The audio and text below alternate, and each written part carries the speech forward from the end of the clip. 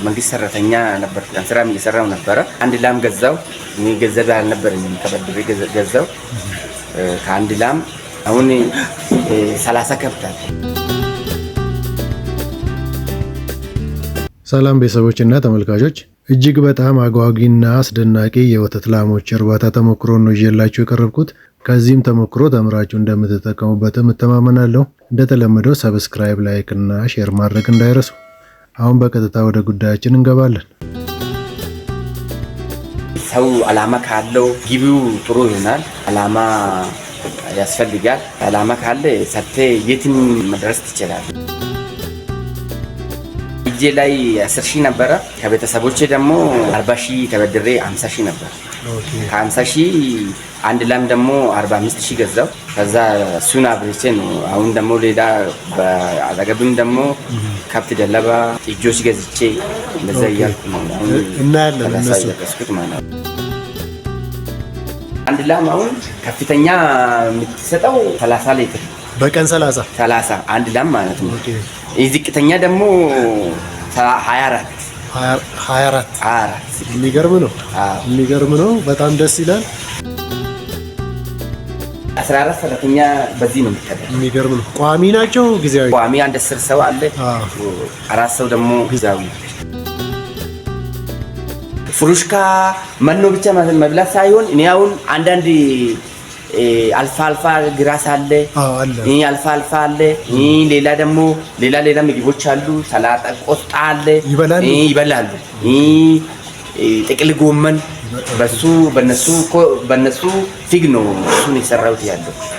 አብዛኛ በሱ ያቀለድኩ ነው። ምግብ ትሰራለህ? በሰላጣ በቆስጣ እነሱ ይበላሉ።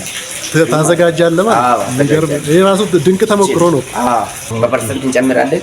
ከአንድ ከብት በአማካይነት 2 ባልዲ ይበላል። በቀን 2 ባልዲ ማለት አንድ ጊዜ 2 ባልዲ፣ ጠዋትና ማታ 4 ባልዲ ማለት ነው። 4 ባልዲ ለአንዷ ማለት ነው። ነጭ ሽንኩርት ነው አይተሃል አይደል? እዚህ የሰራሁት ነው። እዚህ ግቢ ውስጥ ነው። እዚህ ላይ አሁን ለከብቶች ራሱ አሁን ይሄ መድኃኒት ነው። ጨቅጭቀን ብንሰጠው ሲታመሙ መድኃኒት ነው። ይጠጣሉ። መድኃኒት ነው። ነጭ ሽንኩርት ይታየኛል ተንጠልጥሎ እዛ ጋር። የሚገርም ነው። ዶክተር አለ። ዶክተሩ አንድ ጊዜ በሳምንት አንድ ጊዜ ይመጣል እኔ ጋር። እኔ ደግሞ ከሱ ጋር ትምህርት ወስጄ ብዙ ነገር ከብት ምን እንደሆነ አውቃለሁ። ከብቷ ችግሩ ምን እንደሆነ አውቃለሁ። ምግብ ላይ ነው። ይሄን ሁሉ በራሴ ማድረግ እችላለሁ። በእንትን ማለት ነው። በስራ ልምድ በቆይታ ልምድ ወስጃለሁ። እኔ ብዙ ነገር እነሱ ይሄ ነጭ ሽንኩርት በጣም የሚገርም ነው። ይታመማሉ። ወደ ውስጥ ወይም ምግብ ይይዛል የሆነ ነገር ከሆኑ ማለት ነው። ልክ በቃ ተጨፍጭፎ ከተሰጣ ወዲያ ነው ፍቱን ነው። በጣም አሪፍ። ሌላው ገላቸውን ይታጠባል በሳምንት አንዴ። በቀን ደግሞ ብሩሽ ይደረጋል። የሚተኙበት ሰዓት ነው። አሁን ከዚህ በኋላ ይተኛሉ። ወተትም በዚህ ይጠረቀማል። በቃ ምቾት ከተሰማ ከነዚህ ከብቶች አሁን እኛ 450 ሊትር በቀን ነው። ከ30 ክትትል ያስፈልጋል። ክትትል ያስፈልጋል። ለጥጆችም ለላሞችም ክትባት ይሰጣል በአመት። የራሳችን ምርት የራሳችን ብንሸጥ እንትኑ ተጠቃሚ ይሆናል ህብረተሰቡ። አሁን ከኛ ነጋዴ ዝም ብሎ የሚያዞሩት ይዞ ይሄዳሉ። ንጹህ ወተት እዛ አደርሱ። እኛ ግን ብንሸጥ ማለት ነው ከተማ ወስደን ቦታ ቢሰጠንና ብንሸጥ ቦታ ብናገኝና እዛ ብንሸጥ ማለት ነው የራሳችን ምርት የራሳችን ህብረተሰብ ጋር ቀጥታ ቢደርስ ኑሮ ህብረተሰቡ ቀጥታ እንትን ያገኛል። ንጹህ ወተት አሁን ብዙ ነገር እንትን ይላል። አሁን ለምሳሌ እኔ አሁን ብርድ አይመታኝም። እዚህ ውስጥ ቀንና ሌሊት ነው የምሰራው። ወተት ይጠጣሉ። ይሄ ምርት ስለሆነ ጊዜ ቀምሼ ሁሉ ፍሬሽ ወተት። ስለዚህ ደስ ይላል። የወተቱ ስትሮንግ ነኝ፣ በጣም ጠንካራ ነኝ። አሁን እንደምታየው አሁን ወፍራል። ስራ ትላለህ። በጣም ነው የሚሰራው። ግርማ ይኸው እዚህ ጋር ቁፋሮ ቆፍራለሁ። ብዙ ነገሮች በቃ እሰራለሁ። ከብቶቹንም ማለብ እችላለሁ። ብዙ ነገር በጣም ደስ ይላል። እኔ አሁን ትልቅ ትምህርት እየተማርኩ ነው። ይሄን የሚያዩ ሰዎችም ይኖራሉ፣ ትልቅ ትምህርት ይማራሉ። ህብረተሰባችን እናስተምራለን። ለምን እኔም ትናንትና ከዜሮ ተነስቼ ነው እዚህ ነው የደረስኩት። አሁን እዚህ ያለ አምንም ባታምንም ማለት ነው እኔ አሁን እዚህ ውስጥ ያለው ወደ 10 ሚሊዮን ብር ነው። እኔ ከ50 ሺህ ነው ካፒታሉ 50 ሺህ ተነስቼ አሁን 10 ሚሊዮን አለ ዛሬ ማለት ነው። 10 ሚሊዮን አለ። እዛ ደግሞ አሁን ያልተገመተም ይኖራል። አዎ በጣም ደስ ይላል። እኔ አሁን በቀላሉ እንደዚህ አይነት ለምን አልሰራም ይሄን ስራ ለምን አልጀምርም ብዬ ነው ከቀን ስራ ተነስቼ ይሄ ሰው እንትን ማለት አላማ ካለው ማንኛውም ሰው አላማ ካለው ማለት ነው የትም መድረስ ይችላል። አላማ ነው ዋና። ትላንትና እንደዚሁ ሰራተኛው እኔ እየሰራው ነው። አሁንም ስራ እየሰራው ነው። ልጆችን ጥሩ ትምህርት ቤት ያስተምራለሁ። ቤተሰቦችን ደህና ያስተዳድራለሁ። ከኔ ይልቅ ሰውም ከኔ የተዳደረ ነው ማለት ነው።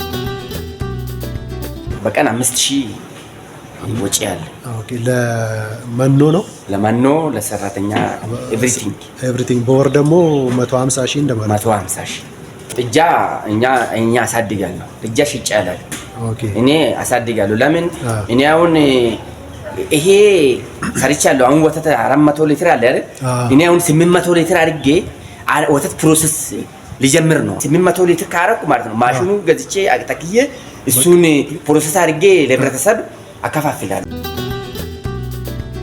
ንጹህ የተጣራውን በአመት ማለት ነው በአመት አሁን 3 ሚሊዮን የተጣራ ለምን መሰለህ እሸቱ የምጠይቅህ ይህን የሚከታተሉ ከኔው ጭምር ማለት ነው ውስጣችን የሆነ ነገር እንዲነድ ነው የምንፈልገው፣ እንድንነሳሳ እንዲያደርገን ነው። ዝም ብለን ነው እንደምንለፋው ወይስ ትርፋለው? ይኸው አንድ ጥጃ ተወለደች በኋላ 6 ወር በኋላ 200 ሺህ 150 ሺህ ይሸጣል። ሴት ከወለደች በተለይ በጣም ታሳድጋለህ። ውድ ነው። ወተቱም ታጠጣለህ። አሁን ወጪም አለው። ወጪም ኖሮ ደግሞ ማለት ነው ጥቅም አለው። በጣም ይጠቅምሃል። አሁን እኮ አንተ 300 ሺህ ላም ከመግዛት ጥጆቹን ካሳደግ አዎ እኔ አሁን አሳያለሁ 12 ጥጃ ያሳደግኩ 12 ጥጃ እያሳደግኩ ነው። ሌላ ፈርም ሰርቻለሁ ደግሞ ላይ አይታል። በብሎኬት አሁን 36 ላም ሚዚ ሰርቻለሁ በብሎኬት ማለት ነው። በጣም ደስ ይላል። አዎ በዚህ ነው ሌላ ምንም ገቢ የለኝ። በዚህ ቁብ ጥዬ ምን ብዬ እዚህ እየሰራው ነው። 36 ላም አሁን የው ፋርም ሰርቻለሁ። 36 ላም ይይዛል። ላሙን ደግሞ ማለት ነው ገዝቼ አይደለም ያስገባው። የው ጥጆቹን ያሳደግኩ እነሱ የወለዱ ጥጆች ነው። ላም እርባታ ለመጀመር የሚፈልጉ ሰዎች ምን ቅድመ ዝግጅት ማሟላት አለባቸው? መጀመሪያ አንድ ስራ ሰራለሁ ብለህ ራስን መዘጋጀት አለብህ። በቃ ራስን መዘጋጀት አለብህ። ራስን መዘጋጀት ስል አንተ ይሄ ስራ ቆሻሻ ነው፣ ይሄ ስራ እንትን ነው ይበታለው ብለህ ማሰብ የለብህም። መጀመሪያ እኔ ሲሰራ ነገርኩ አይደለ? በሁለት ላም በአንድ ላም ጀምሬ በራሴ ነው የማልበው። ውጤታማ ደግሞ በራሴ አልቤ በራሴ አደርሳለሁ። በራሴ አልቤ በራሴ ይበቱልን በራሴ አንስቼ በራሴ አወጣለሁ። ሰው ለመስራት ለማግኘት ከትንሹ ተነስቶ ነው እንጂ በአንድ ጊዜ 30 ላም እዚህ ልፍጥ አታገኝም። ይሄ ታወቀ። ይሄንን ግን አንተ መጀመሪያ ሀሳብ ነው። መጀመሪያ የጀመርኩት ሸራ ወጥሬ አላማው ነው ዋና አላማ አለ። ሸራ ወጥሬ ጀመር። ከሸራው 30 ቆርቆሮ ሰርቼ ከ30 ቆርቆሮ ውስጥ 4 ላም 3 ላም አድርጌ ከዛ እያደኩ ቁብ እየጣልኩ ሴፍ እያደረኩ ምንም እኔ ወጥቼ ራሱ አንድ ነገር ጠላ መጠጣት ፍላጎት የለኝም። ለምን ሀሳቤ ሰርቼ ማደግ ነው። ነገ ተነጎዳ ለሰው ስራ ፈጥሬ ቤተሰቦችን ትልቅ ቦታ ልጆችን ትልቅ ትምህርት ቤት አስተምሬ ጥሩ ደረጃ ላይ ደርሳለሁ ብዬ አስባለሁ። ብዙ ጊዜ ምን መሰለህ ሰው መጠጥ ቤት ሄዶ መዝናኛ ቤት ሄዶ ከነሱ ጋር ነኝ እኔ። ግቢ ውስጥ አንዳንድ ነገሮች በነሱ ኮምፖስት የሰራሁት አሻክርቶች አሉ። አሻክርቶች ታያለ የነሱ መኖ አለ። ሁሉንም ሰው እንደኔ ከሰራ ውጤታማ ይሆናል። ሰው በትልቁ ሳይሆን በትንሹ ተነስቶ ትልቅ ይሆናል። ሁለተኛ ደግሞ ስራን መናቅ የለብህም። ማንኛውም ስራ ውስጥ ገብተህ ከሰራ ውጤታማ ትሆናለህ። አንተ ያሰብኩ ይሳካልሃል እርግጠኛ ነኝ። ይኸው እኔ ላይ አይደል ይሄ ሁሉ አስቤ አይደለም ስራ ጀመር ቤተሰቦችን አስተዳደራለሁ ብዬ ጀምራለሁ። ይሄንን ሁሉ አሁን እኔ ወደ ኢንቨስትመንት አልፋለሁ። ወደ ኢንቨስትመንት አሁን ከነገ ከነገ ኢንቨስትመንት ፍቃድም ላይሰንስ ሊወስድ ማንኛውም ሰው ማለት ነው ሳይፈራ ይሄ ላም ይሞታል ይሄ ነፍስያ ያለው ነው ነገ ከነገ ወዲያ ከሞተስ ከማለት ማለት ነው በትንሹ ጥጃ ገዝተህ ከጀመርክ ይሄ ስራ ደግሞ በአንድ አመት ውስጥ ነው ጥጃ አድርጎ ወተት ላይ የሚደርስ። ምንም እነሱ ደግሞ ያድጋሉ እንደ ሌሎቹ እንትን አይደለም። ይሄ ፈረንጅ ላም እድገት አላቸው ያድጋሉ። በሁለት አመት ውስጥ ወተት ይሰጣሉ። የአበሻና የፈረንጅ ከብት እኮ መኪናና አህያ ማለት ነው። ለምን ጥቅማቸው የአበሻ ላም አሁን ማለት ነው አንድ ላም ምግብ ትበላለች ግን 2 ሊትር ነው የሚሰጠው። ውጤቱማ ትንሽ ናት። አሁን ይሄ እነዚህ አሁን ከአንድ 30 ሊትር ይገኛል። በበላው ልክ ይሰጣል። 30 ሊትር ታገኛለች። ካቀረብኩት የተሻሻሉ የወተት ላሞች እርባታ ተሞክሮ እጅግ በጣም ጠቃሚ እውቀት እንዳገኙና እንደሚጠቀሙበት አልጠራጠርም። ሰብስክራይብ፣ ላይክ እና ሼር ማድረግ እንዳይረሱ።